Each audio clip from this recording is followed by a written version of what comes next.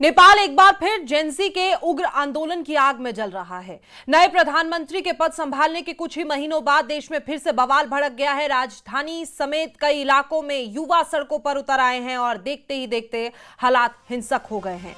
जगह जगह आगजनी, सरकारी संपत्ति को नुकसान और पुलिस से झड़पों के बाद हालात काबू में करने के लिए नेपाल सरकार ने 12 जिलों में कर्फ्यू लगा दिया है। यह बड़ी खबर आपको बता रहे हैं। कुछ ही समय हुए हैं जब नेपाल से हमने इस तरह की तस्वीरें देखी थी, लेकिन एक बार फिर से उग्र आंदोलन वहां हुआ। नए प्रधानमंत्री के पद संभालने के कुछ ही महीने हुए थे कि उसके तुरंत बाद देश में फिर से बवाल भड़क गया है। न सिर्फ नेपाल बल्कि नेपाल की राजधानी समेत कई इलाकों में युवा, आप तस्वीरें देख सकते हैं किस तरीके से सड़कों पर उतर आए हैं और फिर से हालात हिंसक हो गए हैं। जगह जगह फिर से वही तस्वीरें, फिर वही कहानी दोहराई गई, फिर वही आगजनी, सरकारी संपत्तियों को नुकसान, पुलिस से झड़प और फिर से हालात जो है वो बेकाबू हो गए हैं। 12 जिलों में नेपाल सरकार ने 12 जिलों में कर्फ्यू लगा दिया है।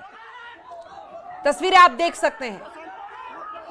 पहले भी प्रधानमंत्री को लेकर, वहां की सरकारों को लेकर तमाम सवाल उठाए गए थे वहां के जेनजी की तरफ से कि रोजगार को लेकर हमने सुना था कि कुछ मुद्दा वहां भटका था। उसके अलावा भी कुछ चीजें थी कि अच्छी व्यवस्थाएं सिर्फ वहां के पॉलिटिशियंस को मिलती है।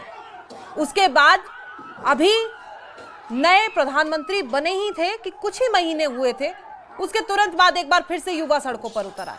एक बार फिर से वही कहानी नेपाल में दोहराई गई।